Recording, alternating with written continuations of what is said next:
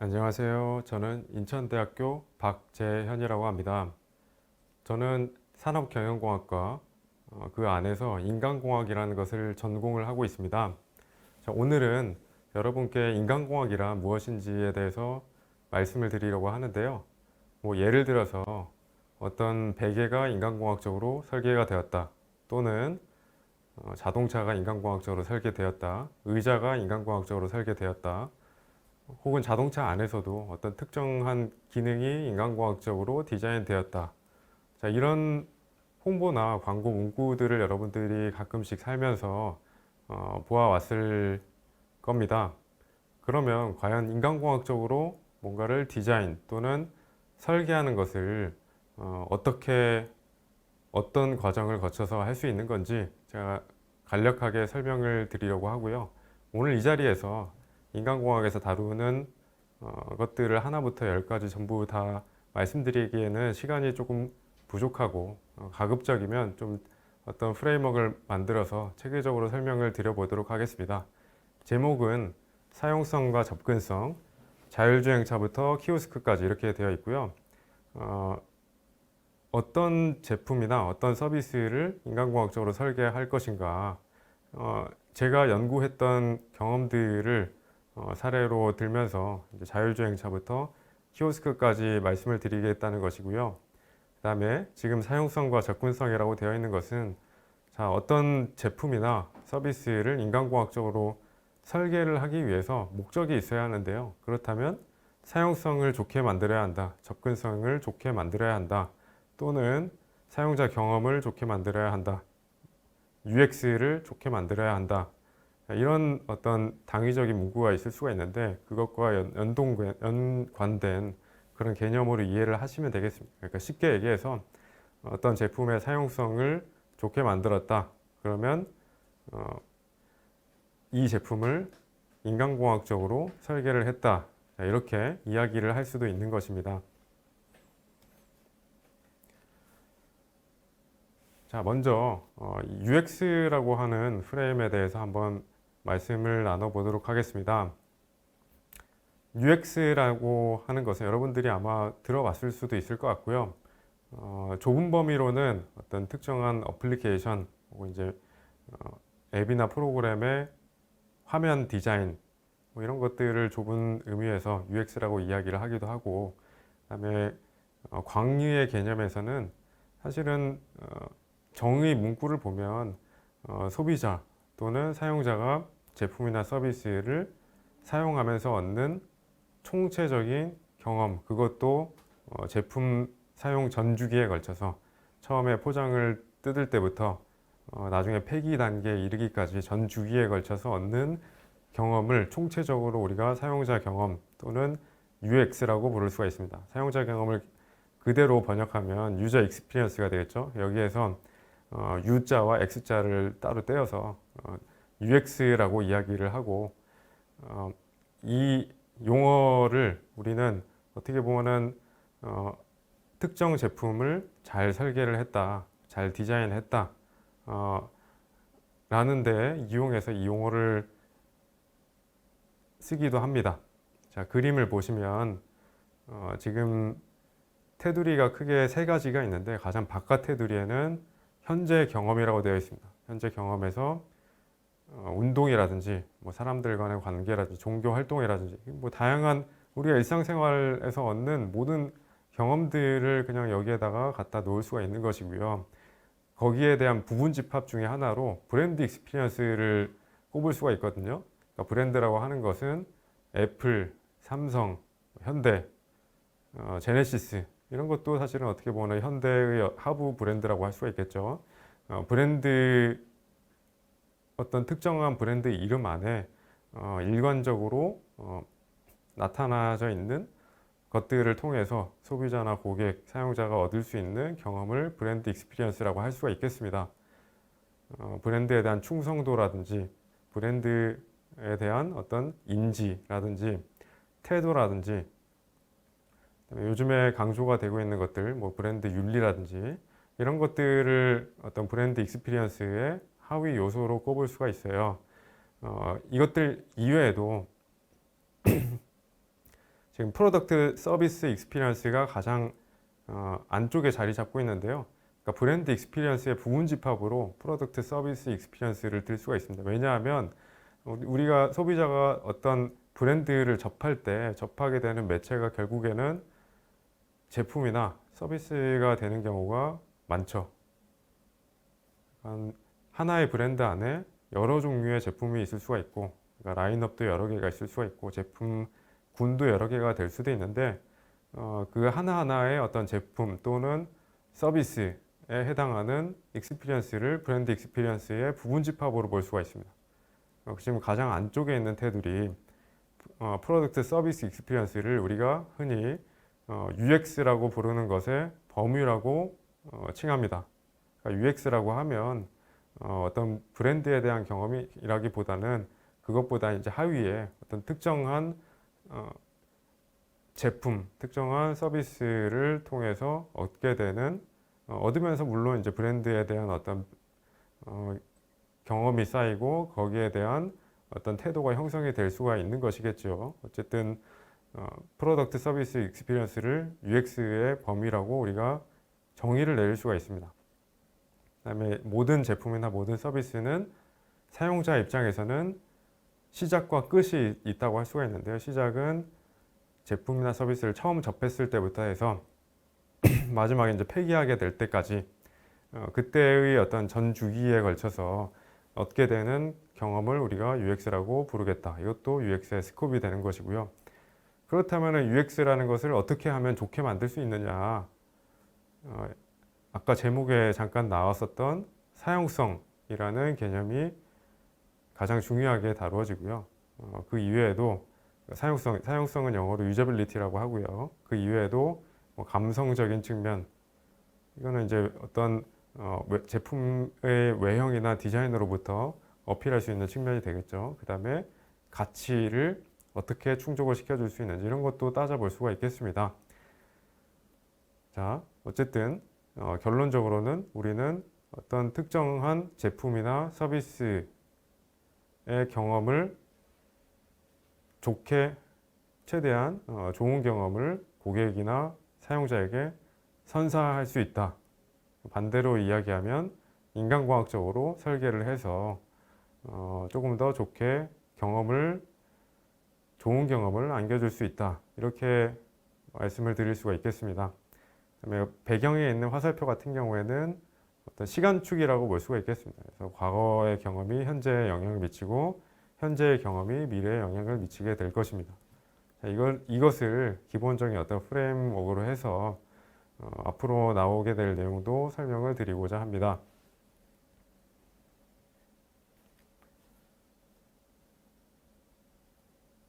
자, UX라는 것을 이야기를 할 때, 그러니까 UX라고 하는 것은 지금 제가 인간공학적으로 설계를 하기 위한 어떤 매개체로서 말씀을 드리고 있는 것이고요. 이것을 설명을 할 때, 이 사용하는 사용자의 유형에 따라서 우리가 분류를 해볼 수가 있겠습니다. 지금 조금 복잡하게 나와 있는데 벤 다이어그램으로 유저 익스피리언스 안에 지금 일반 소비자용 제품, 지금 for consumer good이라고 되어 있는 거 일반 소비자용 제품이고요.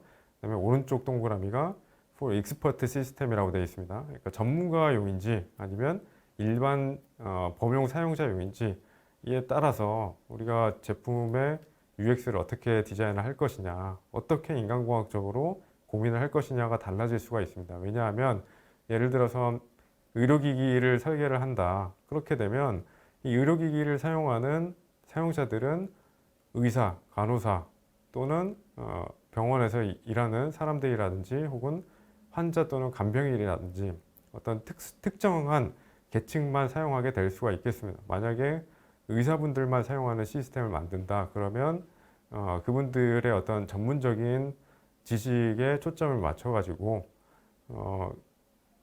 만약에 의사라면 모두가 알고 있는 내용은 쉽게 뭐 풀어서 설명을 하지 않을 수도 있는 것이고 일반 사용자들이 봤을 때는 조금 어려울 수도 있지만 엑스퍼트 전문가 입장에서는 사용하기 쉬울 수도 있습니다. 그렇기 때문에 사용하는 어떤 대상에 따라서 우리가 어떻게 만들 것인지 전략이 조금 달라질 수가 있는데요. 지금 그것을 이제 표현을 하고 있다고 보시면 되겠습니다.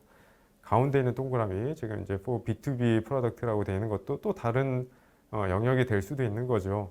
그러니까 일반 소비자가 사용을 하는 것이 아니라 회사 대상으로 어떤 인프라스트럭처를 만들고 내부 시스템을 플랫폼을 만들어서 제공을 한다. 그렇다면 일반 소비자와는 다르게 어떤 제품의 뭐 외형 디자인이라든지 이런 것들은 신경을 조금 덜 쓸 수도 있는 거예요.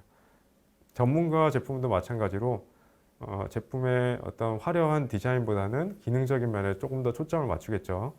그래서 만약에 일반 사용자를 대상으로 컨슈머 굿 일반 사용자를 대상으로 하는 제품이다.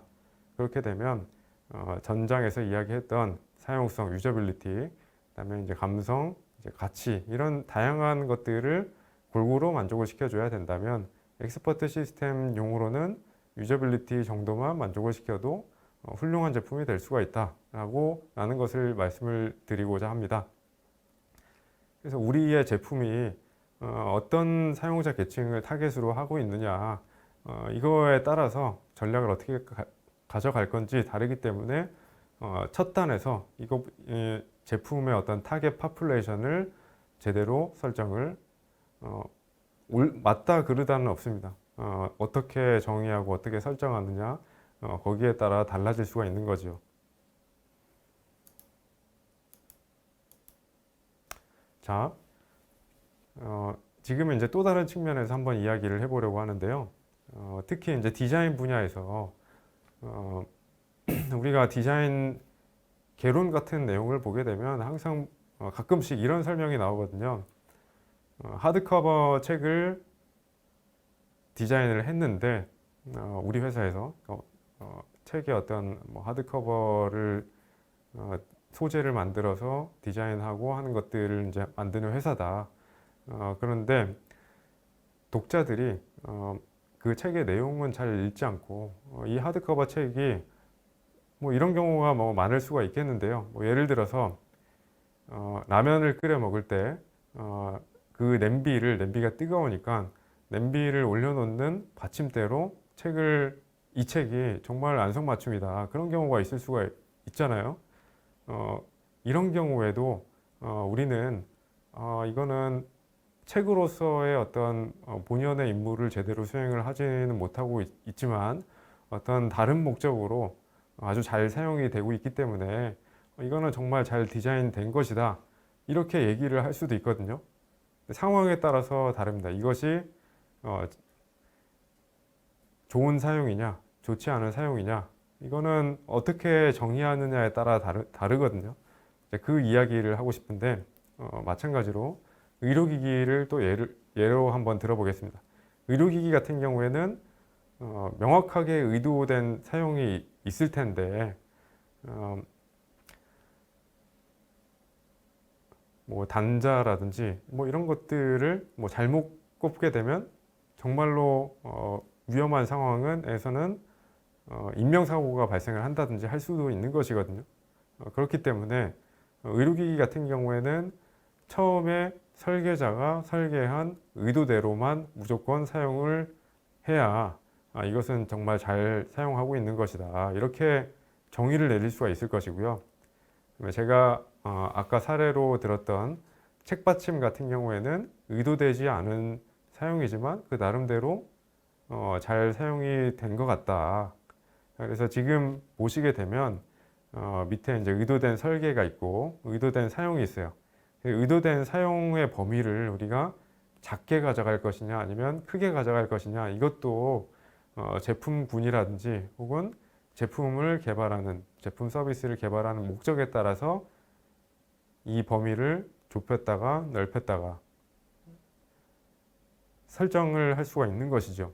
그래서 우리 제품은 과연 허용 가능한 어떤 사용 맥락을 어디까지 허용할 것이냐.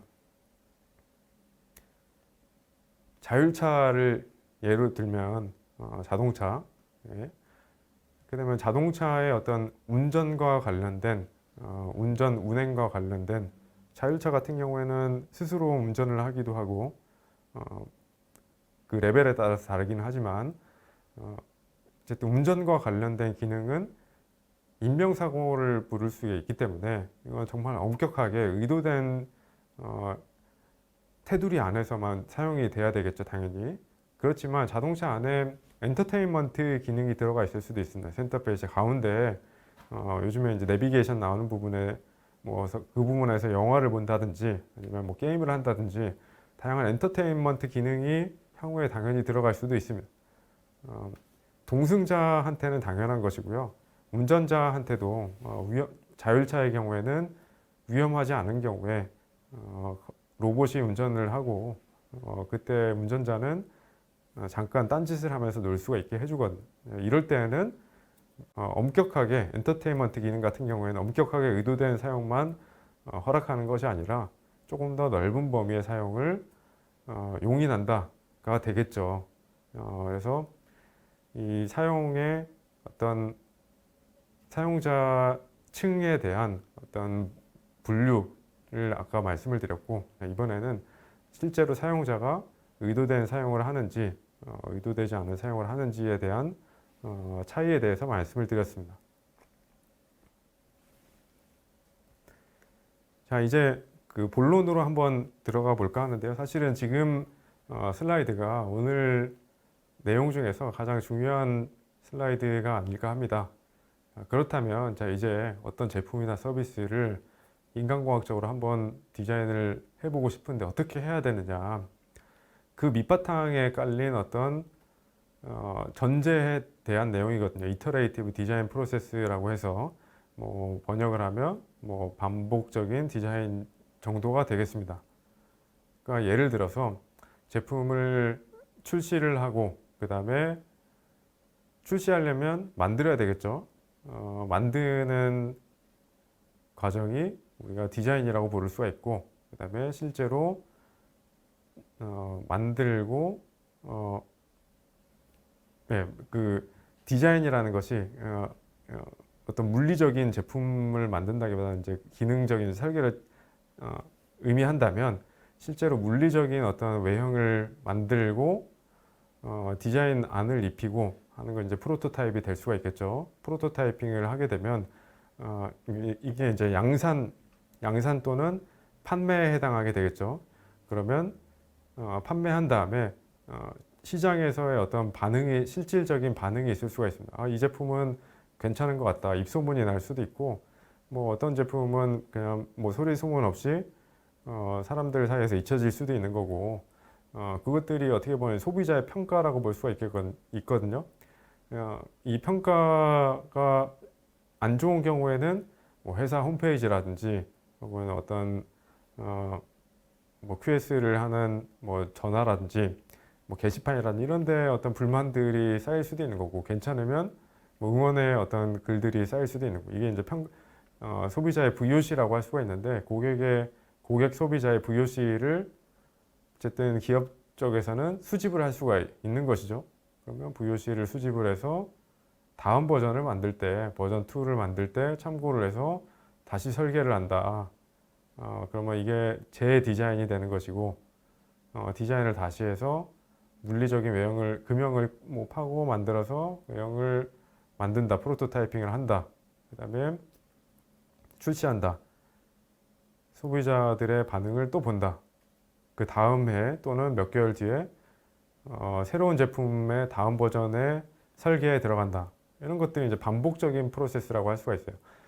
조금 더 구체적으로 나누면 이거보다 더 복잡하게 나눌 수도 있겠지만 크게 세 가지 단계로 나누면 디자인하고 그 다음에 프로토타이핑을 하고 평가를 하고 평가에서 다시 미진한 부분, 보완이 필요한 부분 이런 것들을 잘 고려를 하고 실제로 수정 보완을 해서 재디자인을 한다. 이것이 이터레이티브 프로세스가 되겠습니다. 반복적인 디자인이에요. 뭐 당연한 일이죠. 이 사이클을 여러 번 돌수록 제품이나 서비스의 퀄리티가 높아질 수밖에 없습니다. 뭐 그만큼 사용자, 소비자, 고객의 VOC를 최대한 성실하게 반영을 하는 것이니까요. 네, 이 사이클을 많이 도는 것이 결국에는 시간과 비용이 들어가는 것이거든요. 이제 시간과 비용이 보통은 한정이 되어 있기 때문에 어느 정도 선에서 프로토타이핑을 마무리하고 어느 정도 선에서 평가를 해야 되고 평가 기간은 어떻게 조정을 해야 되고 이런 것들이 세세하게 체계적으로 정리가 되어 있겠습니다. 그래서 이런 어떤 전제 안에서 우리가 인간공학적으로 어떤 특정한 제품이나 서비스를 설계를 한다라는 것은 이 사이클을 돈다라는 측면으로 설명을 할 수가 있는 것입니다. 자, 그렇다면 제가 특정 제품이나 서비스를 설계하고 그 다음에 프로토타이핑하고 이벨루에이팅하는 각각의 단계에 대해서 사례를 한번 들어보려고 하는데요. 인간공학의 강점은 프로토타이핑에 있는 것은 아니기 때문에 제가 디자인과 평가 부분을 초점을 맞춰서 한번 보여드리려고 합니다. 그리고 그 중에서도 인간공학에서 가장 중시하는 부분은 평가 부분입니다. 어떤 제품이나 서비스의 현재의 퀄리티 또는 UX, 사용성, 접근성 이런 것들의 수준을 객관적이고 가능한 객관적이고 냉정하게 평가를 하고 개선할 부분을 찾아야 그 다음에 다시 디자인을 할 때 좋은 참고가 될 수가 있겠죠.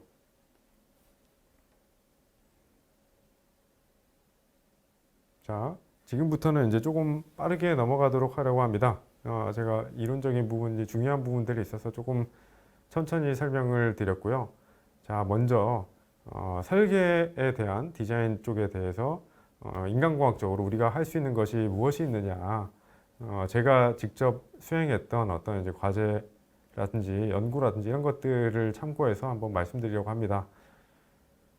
자, 좌측 상단을 보시면 자전거 MTB 디자인인데요. 이제 저희가 저희 연구실에서 했었던 것은 이 MTB 지금 그 가운데 지금 축이 있잖아요. 두 바퀴 사이에 이제 축이 있는데 바퀴의 중심점을 직접적으로 다이렉트로 연결하진 않고 앞바퀴에서 핸들 쪽으로 프레임이 올라가고 그 다음에 핸들 쪽에서 뒷바퀴 쪽으로 다이아몬드 형태로 지금 프레임이 만들어져 있습니다. 대부분의 자전거가 이렇게 되어 있는데요.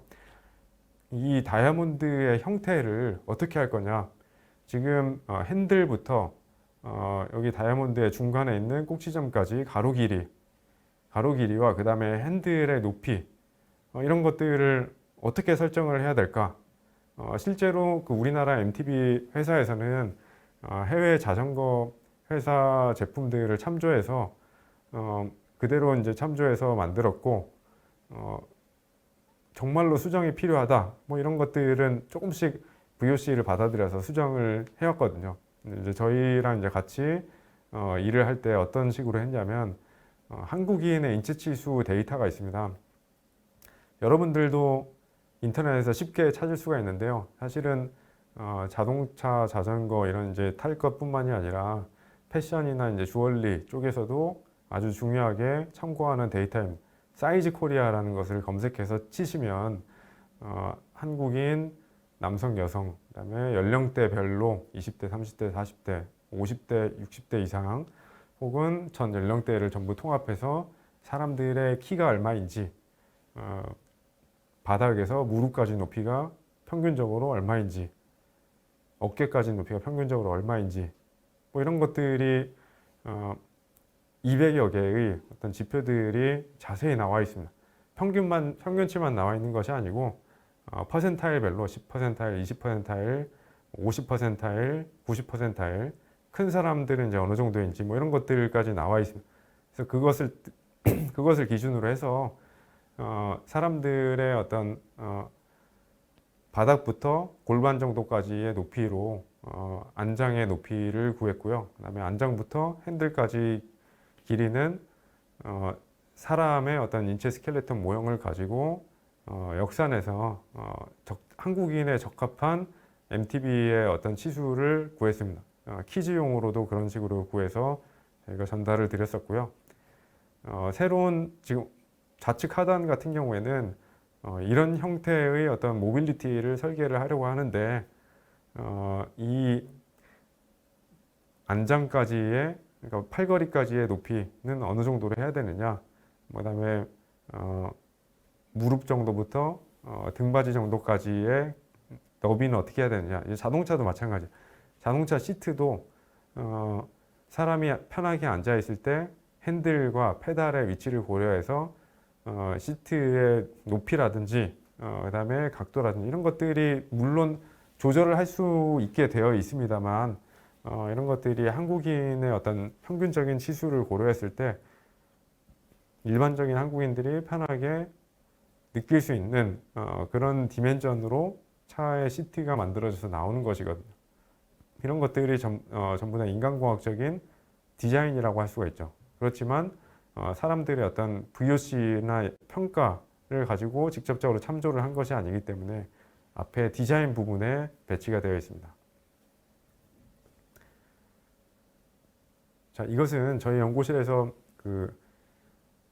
협업한 회사에서 하지 재활을 위한 엑소스켈레톤을 개발하는 회사와 저희가 이제 협업을 한 적이 있는데, 물론 이 회사에서 이제 로봇을 만들었는데 이것도 마찬가지로 한국인의 치수에 맞게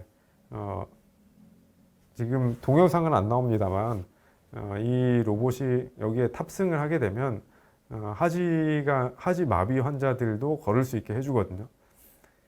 근데 이제 이 바닥부터 무릎까지 높이, 바닥부터 골반까지의 높이, 팔걸이의 높이, 뭐 이런 것들을 어떻게 설정을 해야 되느냐. 무에서 유를 창조한 다음에 사람들한테 시험을 할 수 있는 것은 아니고 이것도 마찬가지로 사이즈 코리아의 치수를 바탕으로 이런 범위를 가졌으면 좋겠습니다. 이 수치 정도였으면 좋겠습니다. 이런 것들을 찾아서 제안을 했습니다. 그래서 이런 것들이 어떻게 보면 전형적인 인체공학, 인간공학적인 설계라고 볼 수가 있는 것이죠.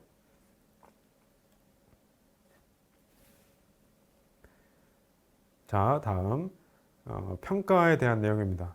아까 이제 디자인, 프로토타이핑, 이밸루에이션 뭐 이렇게 세 가지 단계로 이루어질 수가 있다고 했는데, 평가 부분이 어떻게 보면은 가장 중요한 부분이 될 수가 있겠습니다. 왜냐하면 현실 인식을 객관적으로 하는 것이 향후의 보완을 위해서 가장 중요하거든요. 평가를 하는 방법론 자체는 정말 많이 알려져 있습니다. 이런 것들 지금 만약에 사용성을 좋게 만들고 싶다, 인스펙션 테크닉, 모델링 앤 시뮬레이션, 피지올로지컬 어세스먼트 이런 것들을 구글에서 키워드를 쳐가지고 넣어보면 이 각각의 어떤 평가 방법들의 절차에 대해서 상세하게 잘 나와 있습니다. 사실은 전공자가 아니더라도 이 절차들을 따라서 대략적으로 하게 되면 어느 정도 평가를 할 수가 있는 것이죠. 제가 지금 중요한 것들에다가 볼드체로 표시를 했거든요. 휴리스틱 이밸루에이션이라든지 코그니티브 워크스루라든지 싱크홀라드 프로토콜, 벤치마크 테스팅 뭐 이런 것들은 사용성을 좋게 만들기 위해서 뭔가 현실을 짚고 넘어갈 때 유용한 평가 방법이 될 수가 있겠습니다. 그리고 지금 가운데 제너럴 어세스먼트 메서드라고 되어 있는 게 포커스 그룹 인터뷰, 그다음에 퀘스천웨어 앤 서베이 이렇게 되어 있는데, 우리가 흔히 뭐 예를 들어서 여러분들이 스타트업을 차렸어요. 혹은 이제 뭐 중견기업에 입사를 했어요. 그래서 새로운 B2C 제품을 만들고 이 제품이 시장에서 잘 통할지 안 통할지 미리 한번 알아보고 싶다.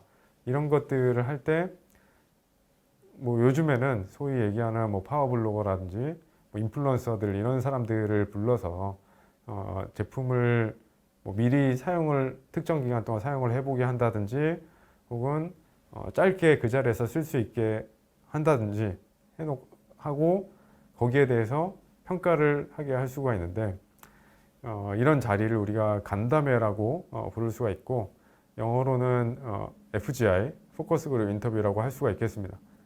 인터뷰나 설문지 같은 경우에는 정말 모든 분야에서 분야를 막론하고 가장 많이 쓰이는 방법 중에 하나인 것이죠.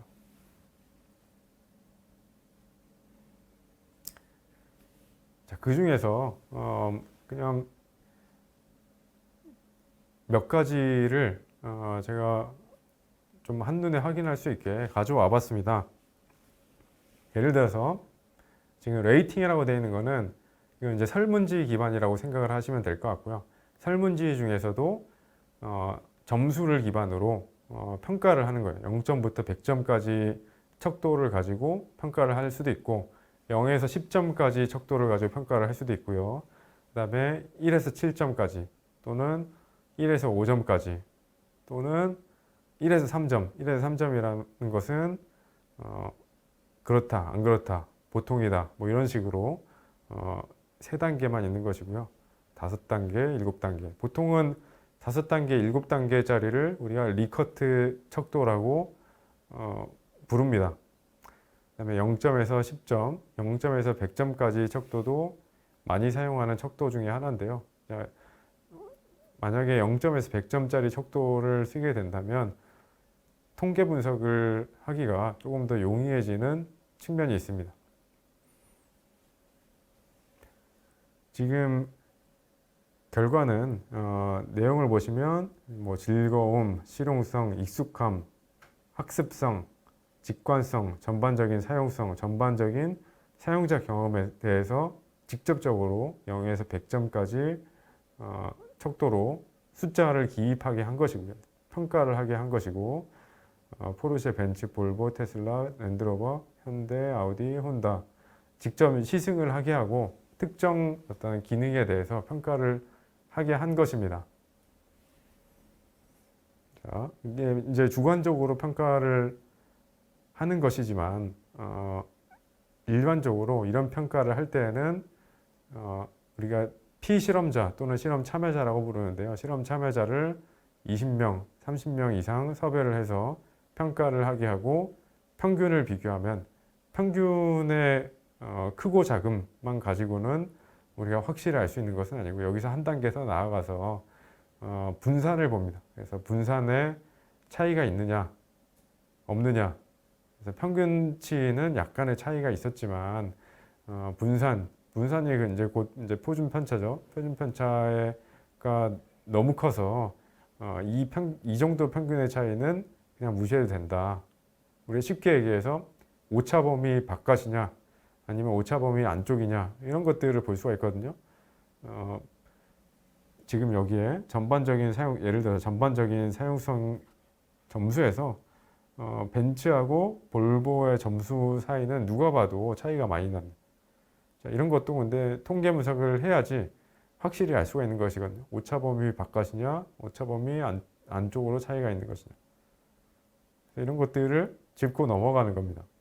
그래서 일일이 통계 비교를 했더니 얘네들 간에는 뭔가 차이는 있어 보이지만 전부 다 그 차이가 오차 범위 안에 있었다. 그러면 우리가 공학적으로 봤을 때는 실질적으로는 차이가 없었다. 이렇게 이야기를 하기도 합니다. 자, 그 다음에 아이 트래커를 가지고 평가를 하기도 하는데요. 자동차 운전을 실차 운전을 하면서 동시에 이제 아이 트래커를 가지고 평가를 한 겁니다. 이 아이 트래커를 가지고 지금 이 각각의 차들에 대해서 차들의 그 HUD를 화면을 띄워놓기도 하고 띄워놓지 않기도 하고 없는 차들은 안 쓰고 있는 차들은 쓰고 했을 때 이 아이 트래커의 어떤 그 아이 트래커의 어떤 데이터를 확인을 해서 실제로 자동차 운전에 영향을 얼마나 주느냐 안 주느냐 이런 것들을 볼 수가 있는 거죠. 그러니까 예를 들면 HUD를 우리가 새로 만들었는데 이 새로 만든 HUD의 색깔이 너무 눈에 띄는 색깔이라서 실제 전방이 잘 안 보인다, 앞차가 잘 안 보인다 이럴 수도 있잖아요. 그래서 이런 것들을 어떻게 평가를 하냐면 NHTSA라고 이제 니자라고 얘기를 하는데 현업에서는 미국 고속도로 교통국입니다. 이제 미국 쪽에 준 공공기관인 거죠. 여기에서 22 룰이라는 것이 있습니다. 이제 평균 어떤 특정한 작업을 수행을 할 때 사람이 그 전방을 주시하는 시간 혹은 전방을 주시하지 않는 시간, 비주시하는 시간 이런 것들을 아이트래커 분석하면 뽑아낼 수가 있거든요. 특정 작업을 할 때 이 한눈을 이제 파는 어떤 내비게이션을 누름 작업이 있을 수도 있는 거고 내가 누구한테 전화하려고 전화번호를 입력하려고 그 밑에 전방이 아니라 내비게이션 쪽을 볼 수도 있는 거고 이런 작업을 할 때의 총 시간이 12초가 넘으면 안 된다. 그 다음에 평균적으로 그 인터벌이 2초 이내여야 된다. 뭐 이런 룰이 있습니다. 그래서 아이트래커 분석을 해서 이런 룰에 적합한가 아닌가 이런 것들을 볼 수가 판별을 할 수가 있는 거예요.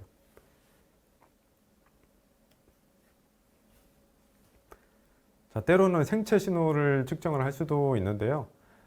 지금 EDA라고 되어 있는 것은 땀 센서라고 보시면 되겠습니다. GSR이라고 하기도 하고요. 이 땀 센서는 거짓말 탐지기에 들어가는 센서예요. 그래서 여러분들이 아시다시피 거짓말 탐지기는 생각보다 정확성이 매우 높거든요. 그래서 이 땀 센서를 가지고 특히 특정인이 스트레스를 얼마나 받았느냐, 받지 않았느냐 이런 것들을 분석을 해낼 수가 있습니다. 땀 센서는 보통 이제 전극 2개로 되어 있고요. 적당한 이제 간격을 가지고 있는 전극 2개를 피부에 피부 표면에 붙여놓고 접해놓고 그 사이에 아주 미세한 전류를 흘립니다. 그러면 만약에 사람이 땀이 차게 되면 피부에 이제 물이 차게 되는 거죠. 그러면 전기가 더 잘 통하게 됩니다.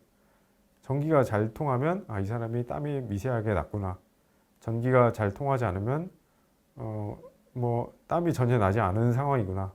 이거를 가지고 평가를 하는 겁니다. 그래서 EDA 신호 같은 경우에는 만약에 지금 이제 물이 조금 차 있는데 피부에 물이 차 있는데 이게 방금 난 땀이 아니고 아까 전부터 이제 좀 더워서 이제 땀을 흘리고 있었어요.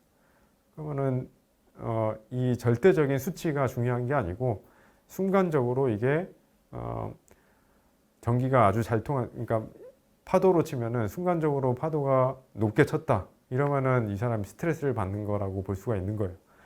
이거는 지금 저희가 인공지능의 어떤 실패에 대해서 사람들이 어떻게 생각을 하는지를 알기 위한 실험을 진행을 한 건데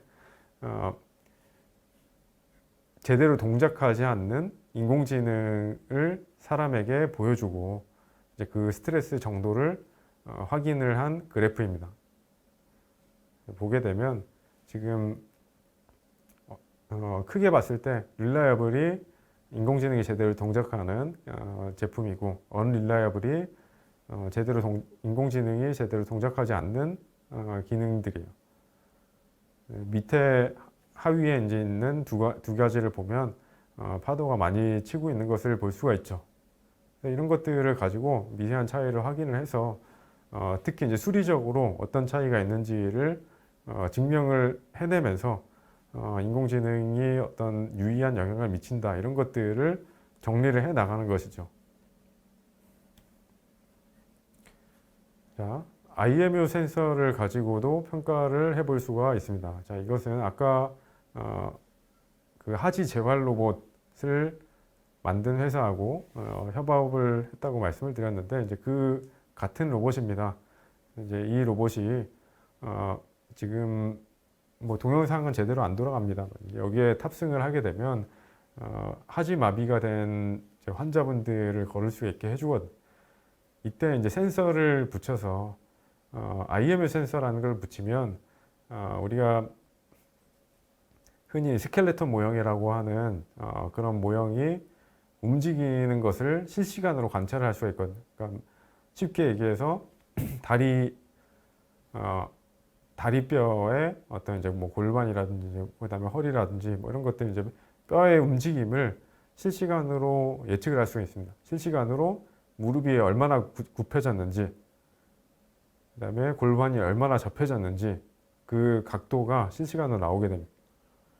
센서를 지금 이 IMS 센서를 허벅지 양쪽, 그다음에 종아리 양쪽, 발 2개, 그다음에 배 부분에 이제 부착을 하고 그냥 일반적인 걸음걸이를 걸을 때와 로봇을 착용하고 걸을 때 이거를 가지고 플라팅을 했더니 이 로봇이 그냥 겉보기로는 뭐 제대로 잘 걷는 것처럼 보이지만 실제로 이제 그 무릎이 굽히는 각도라든지 이런 것들을 확인을 했을 때 위아래가 이제 확연하게 차이가 난다 이런 것들을 확인을 했고, 그래서 이제 모터 같은 것들을 실제로 어떻게 조절을 해야 되는지 이런 것들을 이제 제안을 드렸습니다.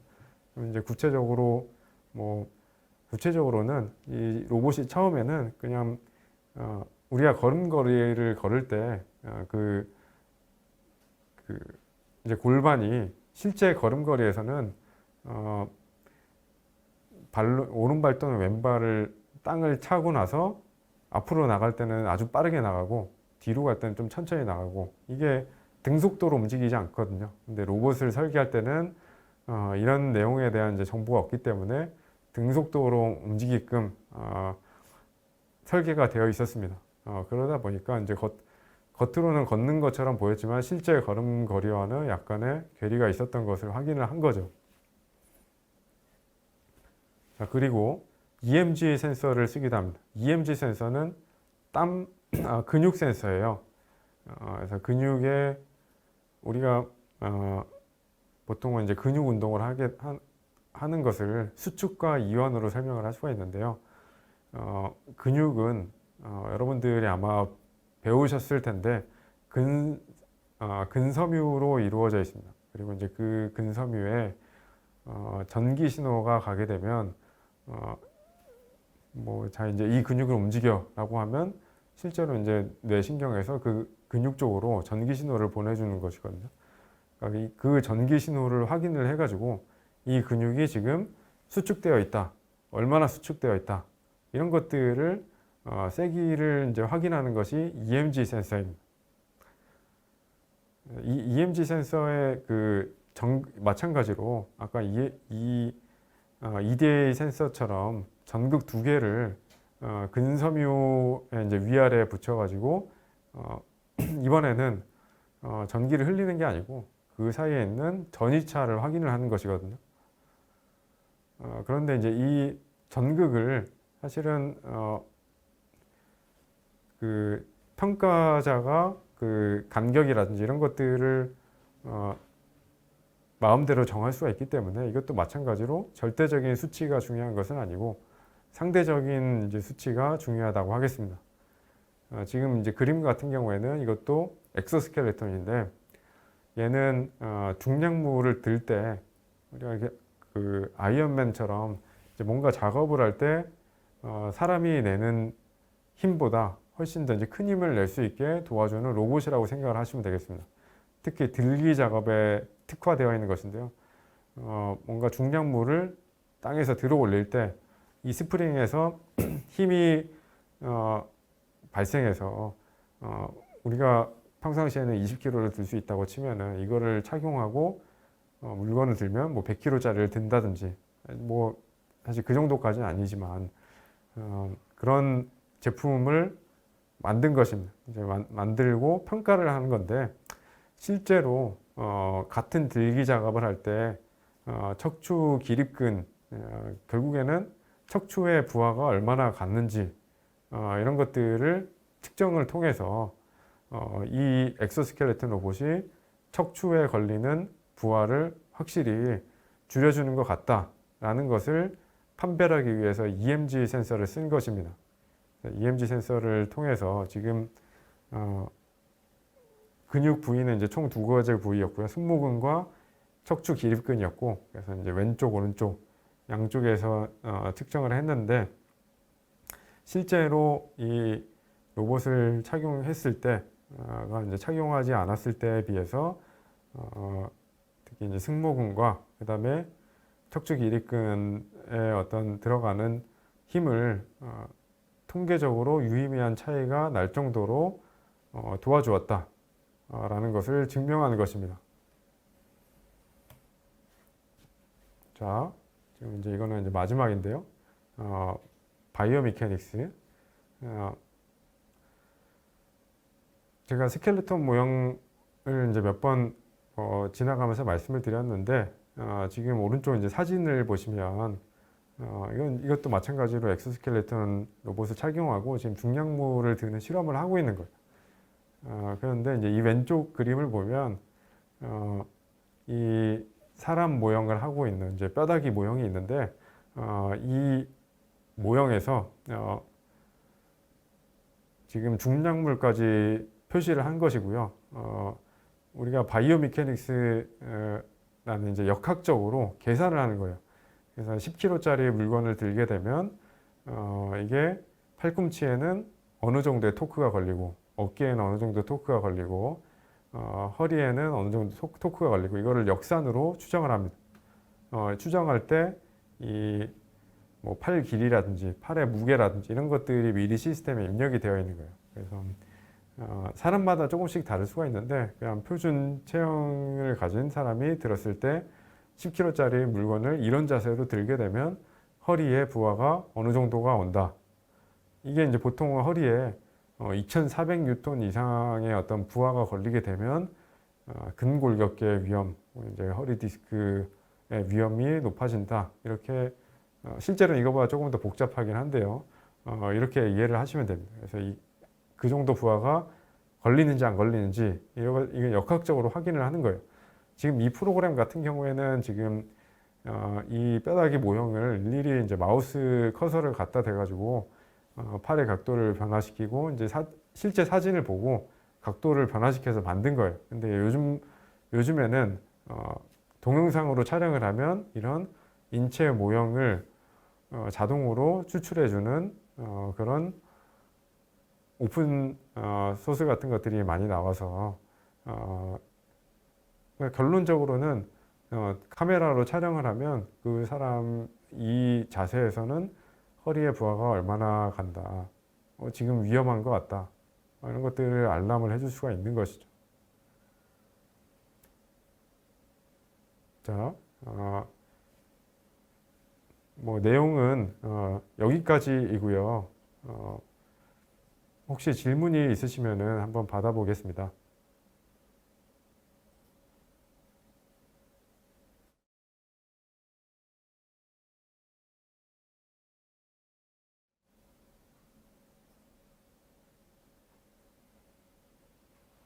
네, 질문이 하나 나왔는데요. 인체에 사용되는 기계가 사용자의 경험치를 스스로 분석하여 나중에는 자동으로 개인 맞춤형처럼 사용할 수 있다는 걸까요?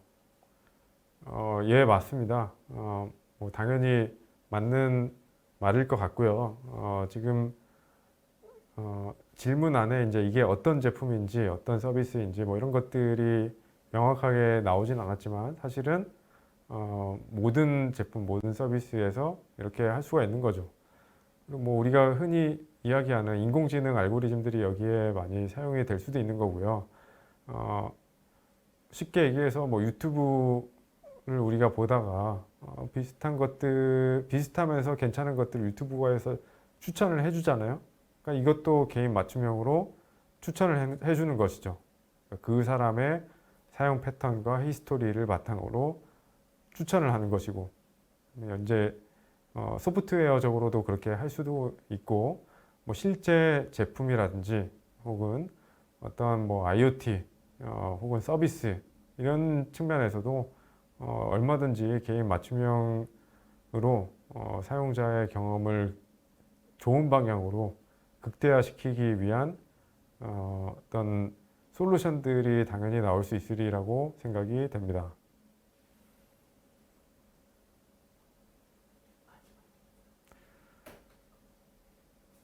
네, 그러면 질문은 이렇게 한 개가 나왔고요. 뭐 지금까지 제 강의를 들어주셔서 감사합니다. 저는 인천대학교 박재현이었습니다.